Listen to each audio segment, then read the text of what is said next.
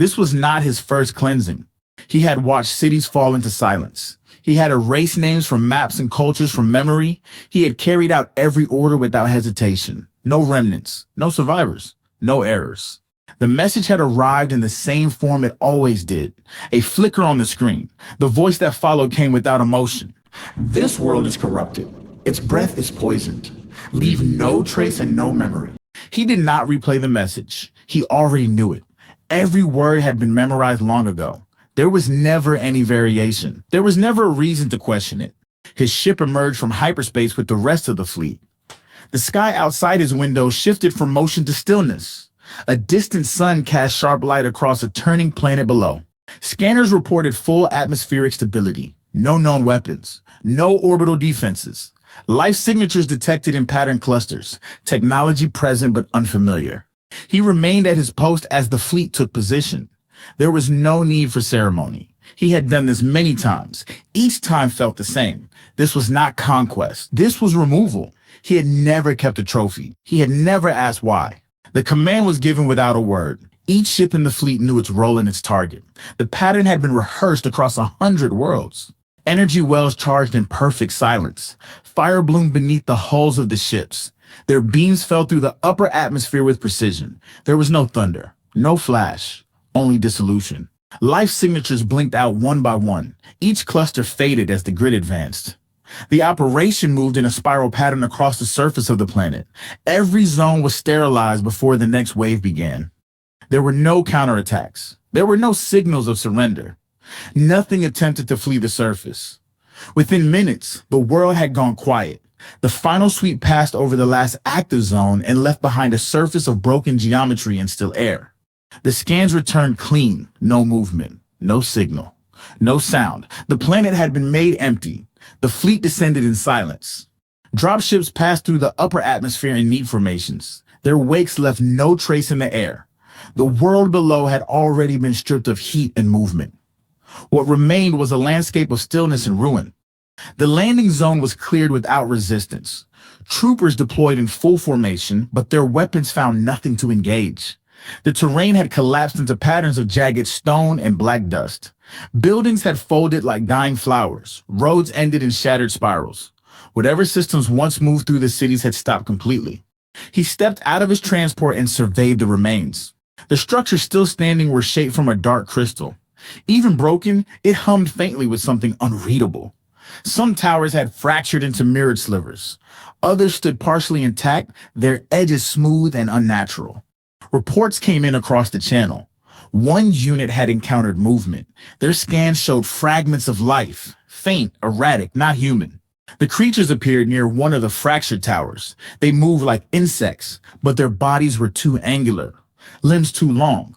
They were shaped from the same black crystal as the buildings. They had no eyes and no clear center. They pulsed as they moved, shifting between solid and translucent. The encounter lasted less than 30 seconds. The unit engaged and neutralized the movement with fire. There was no return attack. The creatures shattered. Nothing remained of them. He acknowledged the report but did not respond. There was no need. The sweep would continue until every scan confirmed zero signatures. He continued alone through the wreckage of what had once been a central structure. At the far end of the chamber, he found them. 10 swords lay in perfect alignment across a fallen slab. Each one had been formed from the same black crystal. Their edges were seamless. No tool had shaped them. They had grown this way. Their surfaces were flawless. Their weight was perfect. When he lifted one, the balance was unlike any weapon he had handled before. They were not tools of war. They were works of art. He did not ask himself why he took them. He did not send a report or request confirmation. He simply gathered the swords and carried them back to his ship. They were secured in a sealed container. The manifest recorded them as field samples. No alarms were raised. No questions were asked. As the fleet ascended and left the dead world behind, no one noticed the pulse that passed through the crystal once the last sword was sealed. And no one noticed how the hum in the air lingered just a little longer than it should have. The fleet entered deep void transit 12 hours after departure. The system faded behind them. The stars ahead were familiar. The course was set. There would be no need to return. Within the sealed chamber aboard the command ship, the swords were placed into stasis. The containment field registered no activity. The materials were listed as inert. No anomalies were detected. The system flagged them as non-threatening and moved on.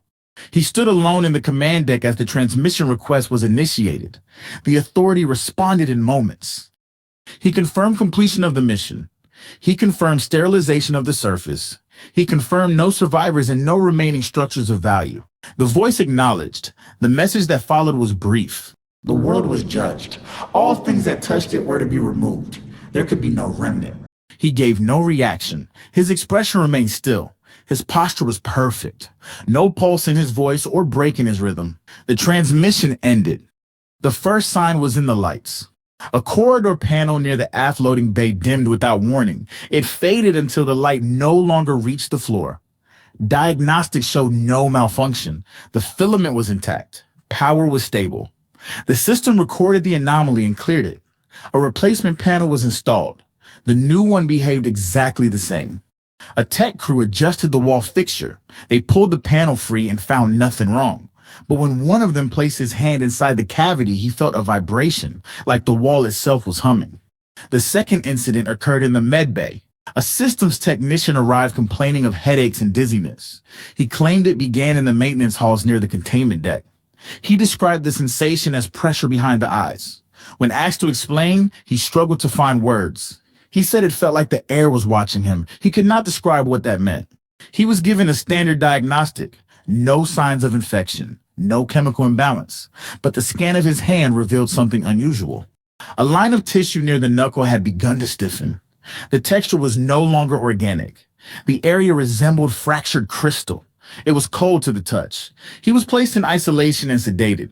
Within the hour, the discoloration had spread halfway to his elbow. The third event came from the cargo floor. An automated loader detached from its track and began moving in a slow circle. The arms locked in place. The wheels ground against the floor. It ignored all commands.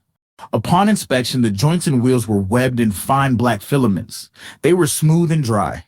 The loader was sealed in a containment shell. The rest of the cargo equipment was cleared for use. No other machines reported failure. The captain read the reports in silence. There was no command to act. No contact had been made with the authority. The mission was complete. But something had changed. The message arrived without request. The command screen simply lit up. The voice filled the space like gravity. The voice did not begin with confirmation. It only spoke the truth. Something had been taken. The words were not a question. They were a judgment. There was no accusation in the tone, only certainty. The captain stood still. He gave no response. The voice continued. The world was not just corrupted. It was infectious. Anything formed from its crystal was a carrier. Every shard was seed and signal. The captain remained motionless. The final words were spoken with no change in cadence. To carry what should have been destroyed is to become what must be removed. The screen went dark. For a moment, there was no sound on the bridge. Then the control panel fractured. A thin black line split down its center. The edges curled back and revealed something beneath. It spread across the surface of the console, moving like roots. Across the ship, the growth accelerated. Panels split and peeled back. Walls shifted. Vents swelled shut. The sound of creaking metal filled the hallways as smooth black crystal began to overtake every surface. He understood now. It had never been a trophy. It was not a gift for the authority. It was a door, and he had opened it. The growth reached his boots. It climbed the wall. The screens went dark. One by one, every system fell silent. He stood alone on the bridge as the light disappeared. There was no emergency signal. No voice from the authority. No offer of absolution. Only the quiet movement of the black crystal as it reached for the core. The last thing he saw was the reflection of his own face. It did not belong to him anymore.